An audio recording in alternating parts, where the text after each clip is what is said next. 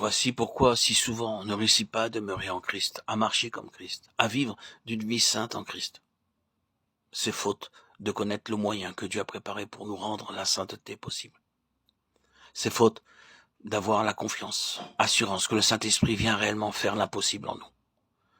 Cherchons à nous bien convaincre qu'après nous avoir donné un esprit nouveau, Dieu nous donne encore son esprit même pour habiter au-dedans de nous. Il est de la plus grande importance de bien distinguer ces deux opérations de l'esprit. Par l'esprit nouveau qui m'est donné, je possède l'œuvre de Dieu en moi. Par la présence de l'esprit de Dieu en moi, j'ai Dieu lui-même, personne vivante qui demeure en moi.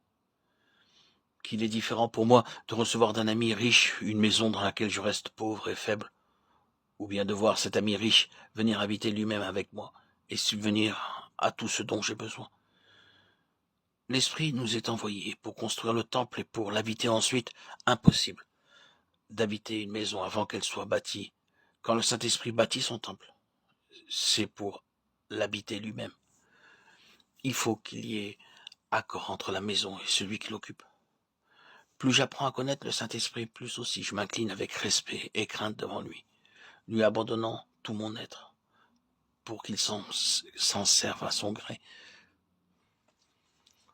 Le Saint-Esprit est l'essence même du Père et du Fils. Mon esprit est ce qui constitue mon individualité. C'est lui que le Saint-Esprit vient renouveler pour en faire sa demeure et le remplir de sa présence. L'Esprit de Dieu devient ainsi pour moi ce qu'il était pour Jésus sur la terre, la vie même de mon individualité, avec un saint recueillement, avec un saint respect. Je me prosterne devant toi, ô mon Père, pour te dire, je te rends grâce. Ton Saint-Esprit demeure en moi, au-dedans de moi-même. Ô mon Dieu, je te remercie de cette double grâce. Je te remercie d'avoir édifié en moi un temple saint et merveilleux où tu veux habiter, de m'avoir donné un esprit nouveau.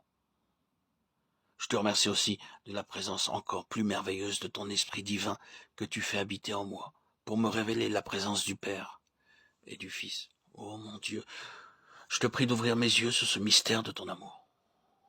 Que ces mots au-dedans de vous m'amènent à reconnaître avec crainte et tremblement ta condescendance pour moi, et que tout mon désir soit de voir mon esprit devenir réellement la demeure de ton esprit.